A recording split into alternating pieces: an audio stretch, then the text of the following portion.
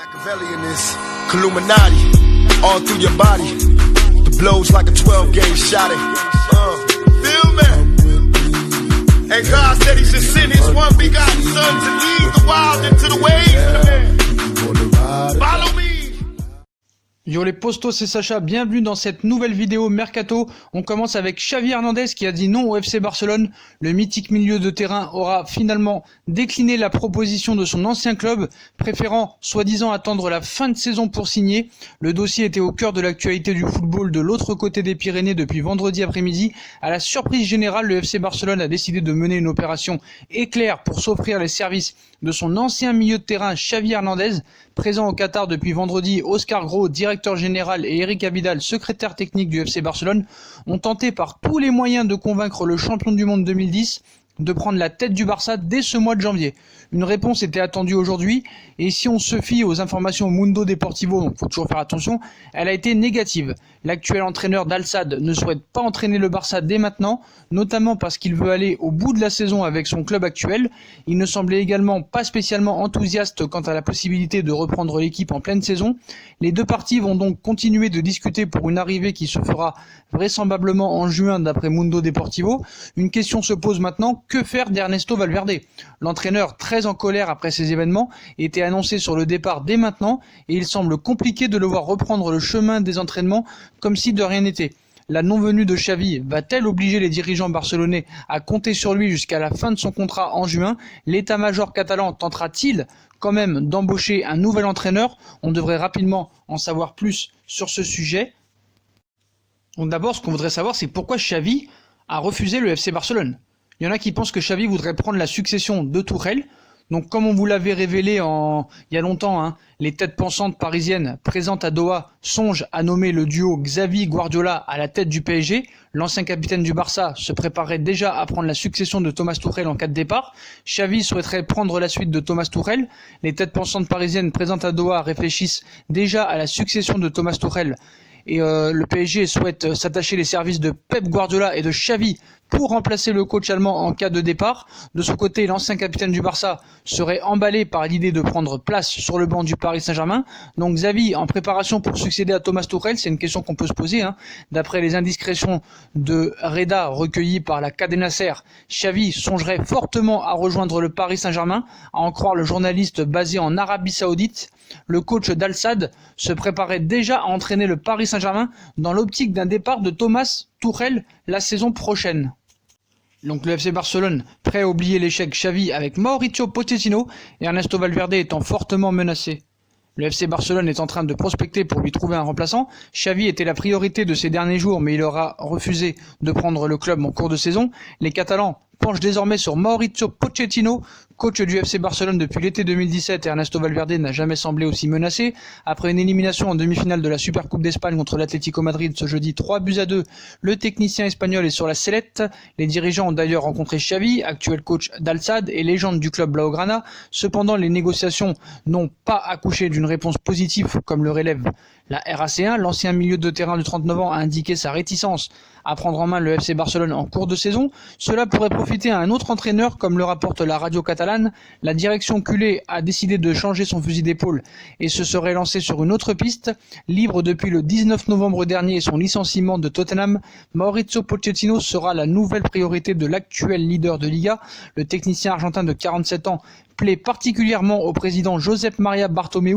D'ailleurs, Mauricio Pochettino pourrait arriver en terrain conquis. Seul problème, Mauricio Pochettino et l'étiquette Espagnol Barcelone. L'ensemble des dirigeants et une grande majorité du vestiaire seraient favorables à une arrivée de l'ancien joueur du Paris Saint-Germain.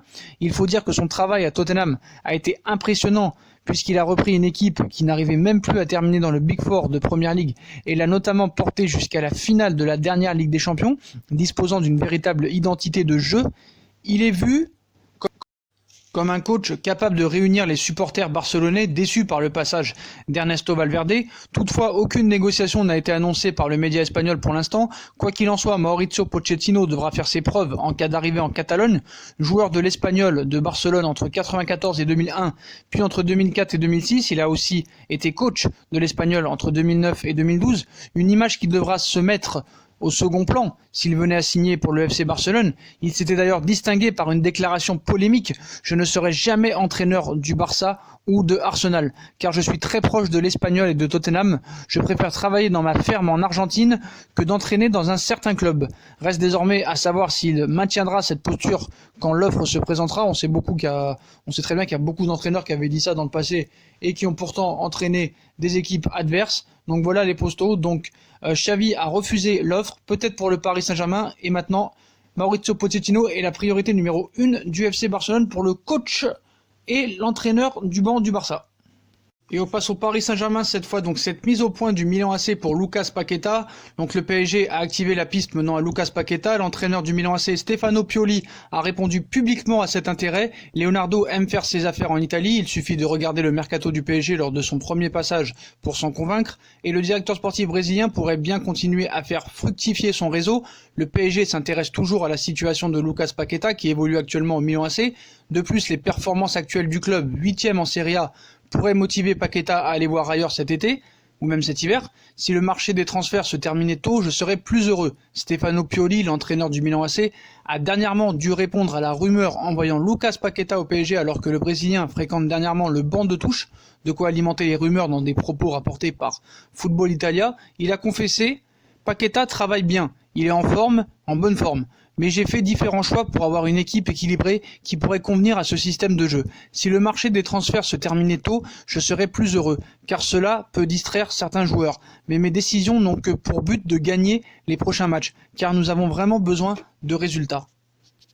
Mais alors pourquoi Leonardo veut absolument Lucas Paqueta?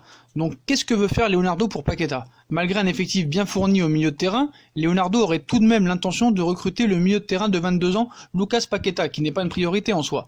Donc on affirme ce dimanche que le directeur sportif du PSG, Leonardo, aurait mandaté l'influent agent en Italie, Gabriele Giuffrida, pour que Paqueta signe à Paris cet hiver.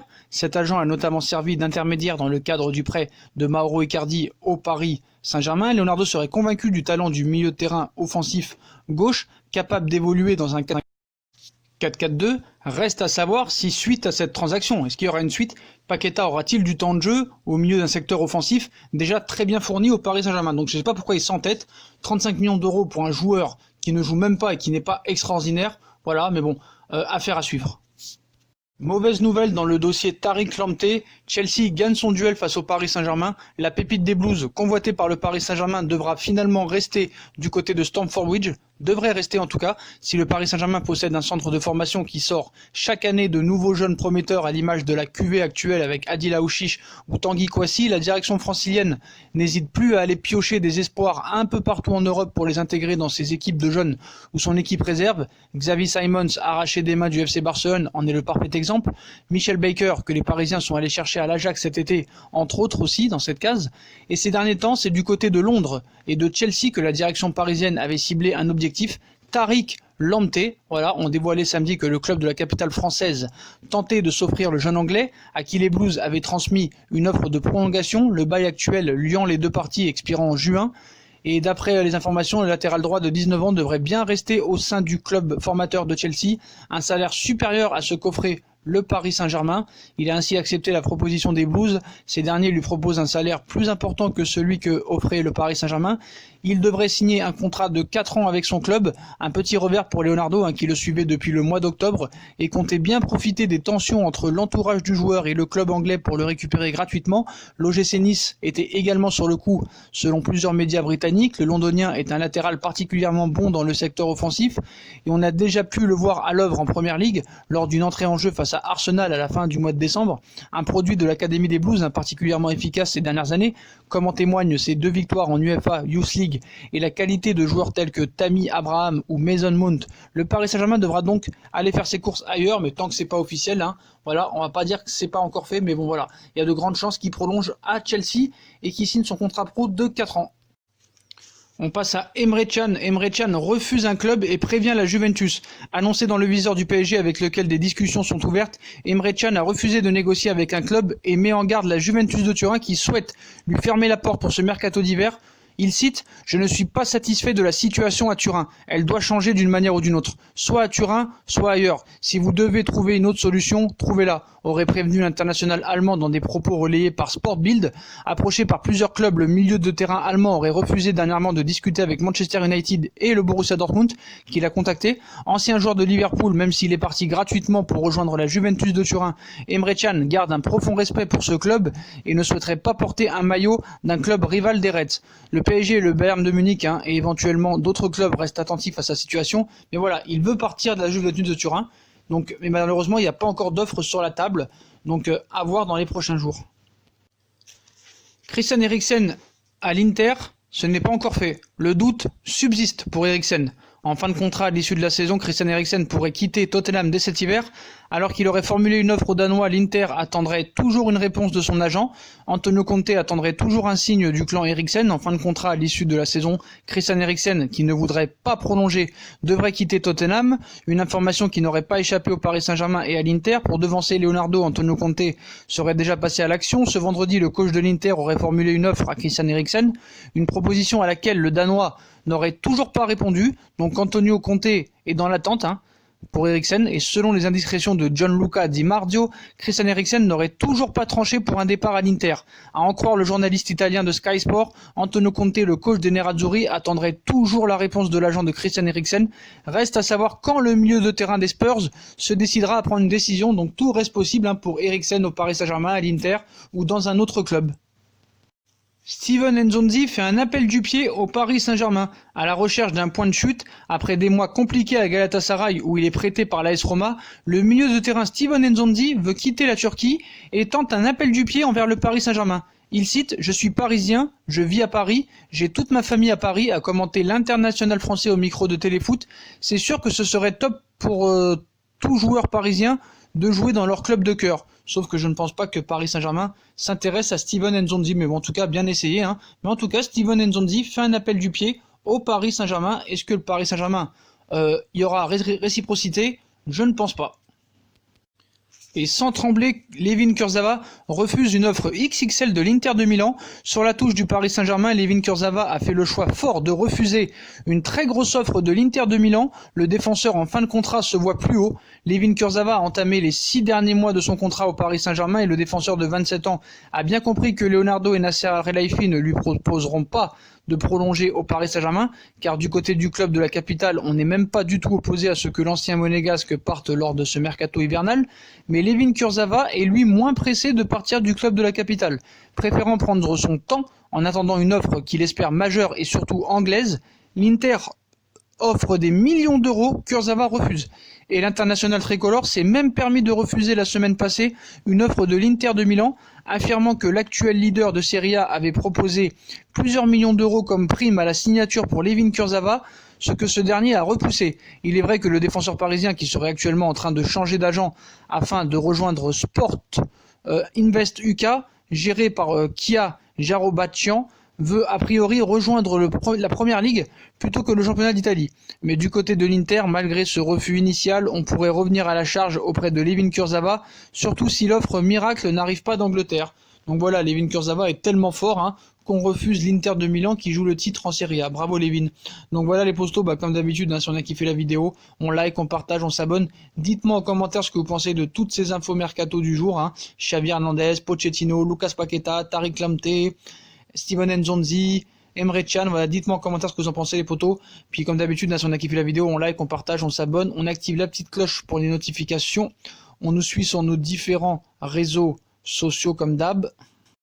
Instagram, Facebook, Snapchat, Twitter, ainsi que sur Utip, si vous voulez faire un don pour faire évoluer la chaîne ou regarder les publicités gratuitement. Voilà les postos, je vous souhaite une très bonne vidéo à tous et à très vite pour une nouvelle vidéo les postos. Tchuss.